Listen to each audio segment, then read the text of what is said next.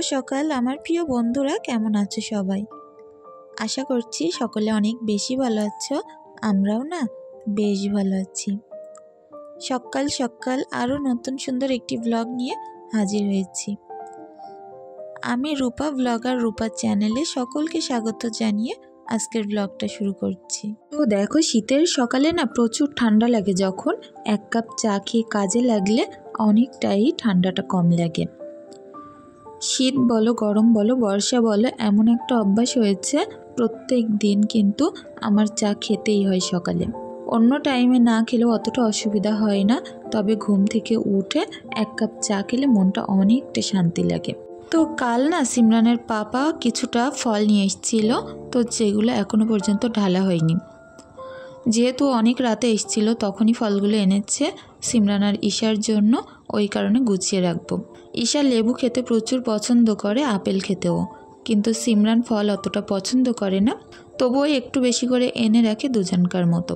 তো এই যে আপেলগুলো দেখছো, এতটাই বেশি মুচমুচে টাইপের ছিল, খেতে কিন্তু বেশ লাগছিল। কি বলো তো, খুব বেশি ফ্রেশ এবং তরতাজা ছিল, তো তার কারণেই না খুব বেশি ভালো লাগছিল, আর অনেক মিষ্টিও ছিল। আমি ফল খেতে সাধারণত পছন্দ করি না, তো হাজব্যান্ড একটা জোর করে কেটে আমাকে দিয়েছিল খাওয়ার জন্য, তো একবার নিয়েই দেখলাম বেশ সুন্দর। তো এইটা হচ্ছে ফলের ঝুড়ি, আর এর খুব সুন্দর একটা সিস্টেম, যেটা এইভাবে ঢেকে রাখা যায়। তো ফলটা তো ঘরে নিয়ে গিয়ে ঢেকে রেখে আসলাম, আর এদিকে আসলাম বারান্দায়, কিছুটা ভিজে জামা কাপড় আছে। তো যেহেতু একটু বেলা করে কাচা ধোয়া পড়লে জামা কাপড়গুলো আর শুকাতে চাই না। 2টা-2:30টা পর্যন্ত রোদ্দুর থাকে, তারপর থেকে পুরো অন্ধকার হতে থাকে। তো সেই কারণে জামা কাপড়গুলো ভিজে ছিল, তো এখন এগুলো বাইরেও মেলে দেব। তো তোমরা হয়তো দেখে বুঝতেই পারছো এটা হচ্ছে আমার বাড়ির রাস্তা, আর কতটা সুন্দর। দুদিকে পানি আর মাঝখানে এরকম উঁচু রাস্তা, তবে পুরো ঘাসে ঢেকে গেছে, মাঝখান দিয়ে কিন্তু চওড়া করে ইট পাতানো, যার কারণে এই রাস্তায় কোনো কাদা হয় না। তবে কি জানো তো, ওপরে যেহেতু ঘাস আছে সেই কারণে ইটই বোঝা যায় না। যেহেতু অনেক বছর পাতা আছে, ইটগুলো ঘাসে পুরো ঢেকে গেছে। আর ওই দেখো রাস্তার মাথায় কিছুটা হাঁস বসে আছে। তো আজ আমি কাজগুলো শুরু করেছিলাম সকাল 7টা থেকে, যেহেতু আমার একটু অ্যালার্জির প্রবলেম আছে, আর অনেক ভোরে ঘুম থেকে উঠে উঠে প্রচুর ঠান্ডা জ্বর হচ্ছে। তো সেই কারণে একটু দেরি করে উঠেছিলাম। দেরি করে বলতে ভোরেই উঠে সিমরানকে গুছিয়ে স্কুলে পাঠিয়ে একটু শুয়েছিলাম।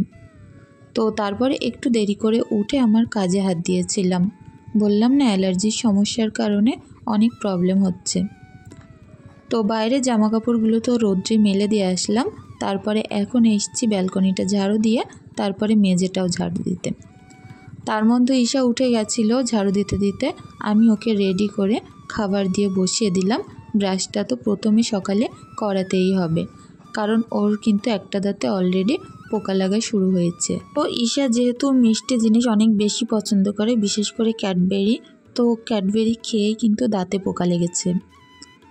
তো ওই সামান্য একটুখানি লেগেছে, এখন থেকে ট্রিটমেন্ট করতে হবে, তা নয় এরপরে অনেক বেশি যন্ত্রণা শুরু হবে। তো ওকে সকালবেলা 1 কাপ দুধ দিয়েছিলাম, একটুখানি মুড়ি আর কিছুটা বিস্কুট, তো সেগুলোই বসে বসে কিন্তু খাচ্ছিল। তো ও না ওরকম খেলা করতে থাকে, একা একা খেতে থাকে, আর আমি আমার মতো কাজ করতে থাকি। ওর যদি খুব বেশি শরীর খারাপ না হয় ততক্ষণ কিন্তু কোলে ওঠে না, ওর মতো ঘুরঘুর করে একা একা খেলতে থাকে। আমার ধরো বাড়িতে কেউ নেই, কিংবা ওদের দাদা দাদি বলো কেউই নেই, তো সেই কারণে কিন্তু ছোটোবেলা থেকে ওদেরকে বসিয়ে বসিয়ে আমি সংসারের যাবতীয় কাজ করতাম, তো সেটাই অভ্যাস হয়ে গেছে। এখনও পর্যন্ত ওরা খেলতে থাকে, খেতে থাকে খাবার দিলে, আর আমি কিন্তু আমার কাজ সারতে থাকি। তো কি বলো তো, বাচ্চা কাচ্চা ছোটোবেলা থেকে আসলে যেমন অভ্যাস করানো হয় ঠিক কিন্তু তেমনভাবে ওরা বড় হলে চলতে থাকে। তো কিছু কিছু ইচ্ছে আছে যেগুলো কোনো দিন পূরণ হবে কিনা জানি না, তবে স্বপ্ন দেখতে ভুল কিসের বলো। অনেক বড় বড় স্বপ্ন দেখি, যেন তার থেকে একটু হলেও কম হলেও পূরণ হয়। তো সবথেকে বড় স্বপ্ন যেটা, সেটা হলো আমার 2টো বাচ্চাকে সুন্দরভাবে মানুষ করা। তো ইদানিং করে একটা ডিসিশন আমরা নিয়েছি, যদি ঠিক হয় তোমরা বলো, ভুল হলেও বলবে। তো হুট করে এরকম একটা সিদ্ধান্ত নেওয়া হয়েছে বাচ্চাকে আমাদের থেকে আলাদা করার জন্য। তো এর অনেকগুলো কারণও আছে আমাদের গ্রামে কিছু রকম প্রবলেমের জন্য। তো যেহেতু সিমরান 3তে পড়ে আর এইবার ক্লাস 4-এ উঠছে, তো সিমরানকে ভাবছি কলকাতার কোনো সাইডে বোর্ডিংয়ে দিয়ে দেওয়ার জন্য। হয়তো একটু কষ্ট হবে খরচ খরচা চালানোর, তবুও যা হোক করে ঠিকই আমরা মেনটেন হয়তো করে ফেলবো। তো তোমরা অবশ্যই বলো যে যদি আমি ওকে বোর্ডিংয়ে পাঠাই সেটা কোনো রকম ভুল হবে কি ঠিক হবে। তো ভাবছি এই বছরই ওকে পাঠানোর জন্য, আর সবটাই আগে ভালো করে দেখে শুনে ভাবনা চিন্তা করে তারপরে ডিসিশনটা নেব। এখন হয়তো তোমাদের সঙ্গে বলছি, তবে কিছুদিন পরে নাও দিতে পারি। তো আগে সব দিকটা দেখে শুনে বুঝে নিই, তারপরেই কিন্তু ডিসিশনটা ঠিক করব। তোমরা অবশ্যই জানিও কি এই ডিসিশনটা ঠিক হবে কি ভুল হবে। তো সবথেকে বড় সমস্যা যেটা, যে ওর পড়াটড়াগুলো এখন আমি আগের মতো করে ঠিক করে দেখিয়ে দিতে পারছি না। ঈশা হওয়ার পর থেকে একটু তো আমার কাজের প্রেশার বেড়েছে, আর তারপরে আমার দোকান সামলানো আর ভিডিওর কাজ সব মিলে না সিমরানের প্রতি একটু যেন ঢিল দেওয়া হচ্ছে। তো ও যেহেতু বারবার করে যেতে রাজি হচ্ছে, কারণ আমাদের এখানে অনেক মেয়েরাই বোর্ডিংয়ে পড়ে, তো সেই কারণে ও যেতে চাইছে। তো ভাবছি একবার কথা বলে দেখি দিতে পারি কিনা। তো তোমাদের সঙ্গে তো আজ অনেকগুলো গল্প শেয়ার করলাম, ঠিক ভুল তোমরা অবশ্যই আমাকে বলো। তো এদিকে দেখো অনেকগুলো বাসন আমি মেজে কিন্তু গুছিয়ে নিয়েছি। তো কাল এক বোন আমাকে কমেন্ট করেছিল প্রত্যেক দিন এক ভিডিও কেন দিই। তো কি করব বলো, সারাদিন তো সংসারে থাকি, তো যে কাজগুলো করি তোমাদের সাথে তো সেটাই শেয়ার করি। প্রত্যেক দিন তো আমি বাইরে বেরাতে পারি না সংসারের কাজের জন্য, আর যখন বেরাই সেগুলোও তোমাদের সাথে শেয়ার করি। তো এটা তো যেহেতু আমার লাইফস্টাইল ভ্লগ, যেরকম কাজ করি যেরকমভাবে আমার জীবন চলে সেটাই শেয়ার করি তোমাদের সাথে। তো আমার উনুনটার অবস্থা অনেকটাই বেশি খারাপ, কারণ চারিদিক থেকে ভেঙে ভেঙে গুঁড়িয়ে পড়ে যাচ্ছে। উনুনটা না অনেক বয়স, আর নোনা লেগে এই অবস্থা। কারণ সাধারণত উনুন যদি লেপে মুছে প্রত্যেক দিন রাখা হয় তাহলে কিন্তু এত তাড়াতাড়ি ভেঙে পড়ে না। দেখছো তো খানিকটা করে করে উঠে উঠে কিন্তু চলে আসছে হাতের সাথে। তো তারপরেও লেপে মুছে পরিষ্কার পরিপাটি করে রাখছি, কারণ এতে তো আবার রান্না করতে হবে। আর উনুনটা না লেপে দেওয়ার কিছুক্ষণ বাদে এসেছিলাম, দেখি যে মাটিগুলো এতে লাগিয়েছি পুরো চটনা চটনা উঠে গেছে। তো তারপরে এতটা খারাপ লাগছিল কি বলবো, পুরো মাটিগুলো ঝরে ঝরে পড়ে যাচ্ছিল। তো আবার নতুন করে লাগিয়ে কিন্তু রান্না করতে এসেছিলাম। তো ভাবছি কিছুটা মাটি এনেছি, একটা নতুন উনুন করে নেব কি এটা ভেঙে, নাকি বাইরে আমার যেখানে অনেক কাঠপাতা আছে পুকুর পাড়ে সেখানে রান্নার জন্য এক উনুন করব। তোমরা অবশ্যই জানিও তোমরা কি পুকুর পাড়ে রান্না ভিডিও দেখতে চাও, না আমার এই উনুন পাড়ে রান্নার ভিডিও দেখতে চাও। তোমরা যেটা বলবে সেইভাবে কিন্তু আমি কাজ করব। তো দেখো এদিকে কিন্তু আমার উনুন পাটটা সুন্দর করে লেপে নিচ্ছি। আর যেহেতু আজ সুন্দর আলো মাটি পেয়েছিলাম, বেশ সুন্দর লালচে লালচে লাগছিল উনুনটা, দেখতেও না খুব ভালো লাগছিল। ক্যামেরায় হয়তো বোঝা যাচ্ছে না, তবে অরিজিনালি না প্রচুর ভালো লাগছিল দেখতে। তো তারপরে আসছি রান্নার জোগাড় নিয়ে। আজ একটু মাংস করব।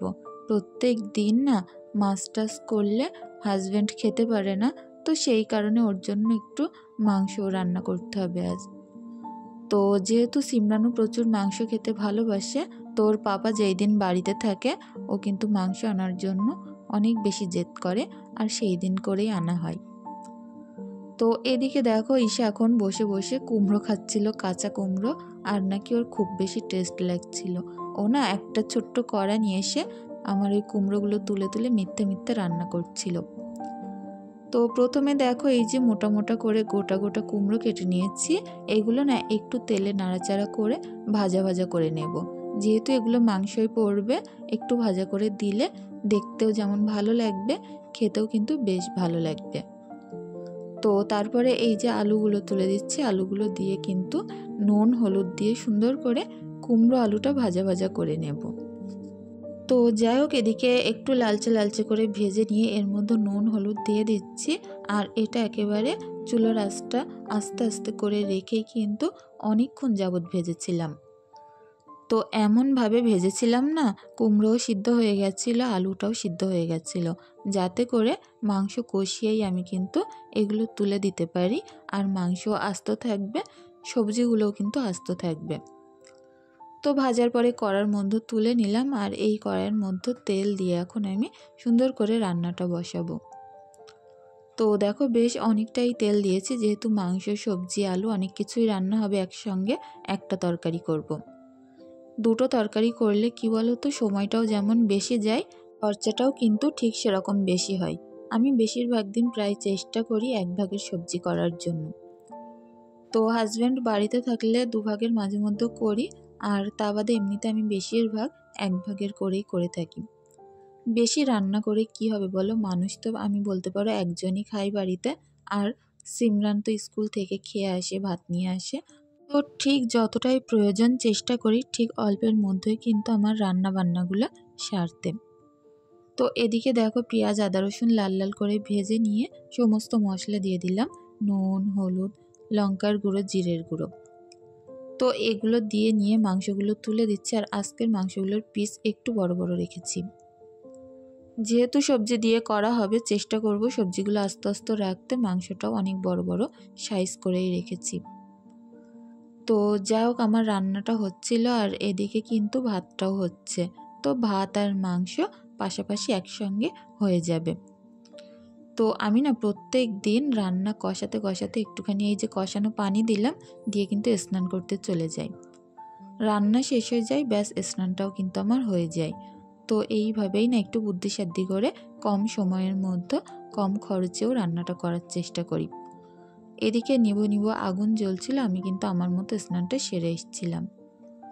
তো তারপরে এখন দেখো কুমড়ো আলুটা কিন্তু সুন্দর করে ওই যে মাংসটা কষানো ঝোল ছিল অল্প, তার মধ্যে ঢেলে দিলাম, দিয়ে এখন অল্প অল্প করে নাড়তে থাকবো যাতে করে তলায় না লেগে যায়। তো এরকমভাবে কুমড়ো দিয়ে, আলু দিয়ে, মাংস দিয়ে একবার করে দেখবে, বেশ ভালো লাগবে। তবে কুমড়োটা কিন্তু ভাজতেই হবে, না ভাজলে মিষ্টি ভাবটা থেকে যায়। তো এখন যেহেতু কুমড়ো, আলু, মাংস সবটাই গলে এসছে, তো আলতো হাতে একটু কষিয়ে নিচ্ছিলাম। তো বেশ তেল বেরিয়েছে, তো এতে এবার ঝোলটাও দিয়ে নেব। রান্নাটা দেখতে যতটা না সুন্দর হয়েছিল, খেতে কিন্তু তার থেকে বেশি ভালো হয়েছিল। তো এদিকে দেখতে পাচ্ছ আস্তে আস্তে লো ফ্লেমে কিন্তু রান্নাটা সারছিলাম। তো এর থেকে কিছুটা সলিড মাংস আমি তুলে রেখেছিলাম একটুখানি, কারণ সিমরানের আবদার সন্ধ্যাবেলাকে একটু মোমো বানিয়ে দিতে হবে। তো ভাবলাম চলো শীতকালের বেলা যেহেতু, তো সেই কারণে মোমো, স্যুপ এই সকল জিনিস কিন্তু সন্ধ্যায় খেতে বেশ ভালো লাগে। এদিকে যে গোটা গরম মশলা আর এলাচ আমি রেখেছিলাম একটুখানি, সেটা একটুখানি ভাজা ভাজা করে নিয়ে শিলপাটায় বেটে নেব। তো লাস্টে ওপর থেকে ছড়িয়ে দিলেই কিন্তু কুমড়ো মাংসটা রেডি হয়ে যাবে। তো আজ না আমি তোমাদের সঙ্গে শেয়ার করব আমার যে ঘরের রান্নাঘরটা আছে, অনেক শখের, সেটাও তোমাদের সাথে শেয়ার করব, আর সন্ধ্যাবেলা যেভাবে মোমো তৈরি করব সেটাও শেয়ার করব। তো প্লিজ পাশে থেকো, ভিডিওটি সকলের অনেক বেশি ভালো লাগবে। তো এদিকে কিন্তু মশলাটা সুন্দর করে গুঁড়ো করে নিলাম, আর শিলপাটায় না যত শক্ত আস্ত মশলা হোক সুন্দর গুঁড়ো হয়ে যায়। তো ওদিকে মাংসটা নামানোর আগে এই গুঁড়ো মশলাটা আমি দিয়ে দিলাম, কালারটা যেমন হয়েছে খেতে না আরও বেশ ভালো হয়েছিল। তো এদিকে হতে হতে কিন্তু ভাতটাও আমার হয়ে গেছিল। তো চলো বন্ধুরা, সন্ধ্যার সময় তোমাদের সাথে আবারও দেখা হচ্ছে। তো এটা হচ্ছে আমার ভিতরের রান্নাঘর, যেখানে আমি সন্ধ্যার পরে রান্না করি। তো এটা হচ্ছে মাংসের কিমা, এর সঙ্গে আদা রসুন একসঙ্গে পেস্ট করেছিলাম, আর ডিমের ভুজিয়া, আর এদিকে পেঁয়াজ, ধনিয়া পাতা সবটাই একসঙ্গে সুন্দর করে মাখিয়ে নিয়ে এর মধ্যে দেব chilli sauce, soya sauce, tomato sauce, আর একটুখানি ভিনিগার দিয়েছিলাম। দিয়ে সুন্দর করে এটা কিন্তু আমি ম্যারিনেট করে রেখে দিয়েছিলাম, আর লাস্টে একটুখানি নুন, গোলমরিচের গুঁড়ো, সাদা তেল। আসলে সবজি বলতে বাড়িতে তেমন কিছুই ছিল না, যা কিছু ছিল তাই দিয়ে কিন্তু আমি মোমোটা বানিয়েছিলাম। তো সিমরান অনেক দিন থেকেই বলছে একটু মোমো খাবে, মোমো খাবে। তো ভাবলাম আজ যেহেতু মাংস এনেছে, তার থেকে বুদ্ধি করে 2 পিস সলিড দেখে তুলে রাখি। তো সেই 2 পিসের কিমা আমি বানিয়ে রেখেছিলাম। তো সব কিছু চেষ্টা করি কম ইনকামের মধ্যেও কিন্তু মানিয়ে নিতে। তো ওখানে এই যে 2 পিস মাংস বাঁচিয়ে রেখেছিলাম, সেটা দিয়ে আমার বাচ্চাদের সন্ধ্যার টিফিনও কিন্তু তৈরি হয়ে যাচ্ছে। আসলে কি বলতো, স্বামীর ইনকাম যতই কম থাক না কেন, সংসারের উন্নতি বলো, সুন্দর সম্পর্ক সব কিছুই কিন্তু কম ইনকামের মধ্যেও এইভাবে মানিয়ে নেওয়া যেতেই পারে। এতে করে আমাদের সংসারে কোনো রকম অশান্তি কিন্তু আসে না। তো এদিকে মোমো বানিয়েছিলাম। আজকের না মোমোর যে রুটিগুলো একটু ছোট হয়ে গেছিলো, তো লাস্টে আবারও এরকম করে একটু বড় করে বেলে নিয়েছিলাম, আর সেটাই তোমাদের সঙ্গে ডিজাইন করে দেখাচ্ছি। আমি মোমোর না অনেক রকম ডিজাইন করতে পারি, তবে কি বলতো, সময়ের অভাবে এখন আর করে ওঠা হয় না। এই একটা ডিজাইন ছিল, আগে একটা করেছি, আর এই একটা আমি সুন্দরভাবে করে দেখাবো। রুটিটা যদি বড় হয় ডিজাইনটা খুব সুন্দর করা যায়। আর আজকের মোমোর পিসগুলো অনেকটাই ছোট হয়ে গেছে, লাস্টে কটা বেলে নিয়েছিলাম, তো সেই কটা একটু বড় হয়েছে। তো যাই হোক বন্ধুরা, আজকের ভিডিওটি অবশ্যই কেমন লেগেছে কমেন্টের মাধ্যমে জানিও। আর যদি কিছু ভালো লেগে থাকে অবশ্যই একটি লাইক, একটি কমেন্ট করে দিয়ে যেও। তো যদি ভিডিওর মাঝে, আমার কথার মাঝে তোমাদের কিছু খারাপ লেগে থাকে, ভিডিওটি প্লিজ ক্ষমা সুন্দর দৃষ্টিতে দেখার অনুরোধ রইল। এদিকে মোমো রেডি হয়েছে, আর আমরা এখন বসে পড়েছি সুন্দর করে খেতে। তো ওদিকে স্যুপও বানিয়েছিলাম, সসও করেছি। ওটা কি মোমো? তুমি একটু টেস্ট করো, করে বলো কেমন হয়েছে। এবার একটু স্যুপ খাও। কেমন রান্না করেছি? ভালো? টেস্টি? খুব ভালো? তাহলে মাকে কত পয়েন্ট দেবে? 10 অফ কত? 10 অফ 10?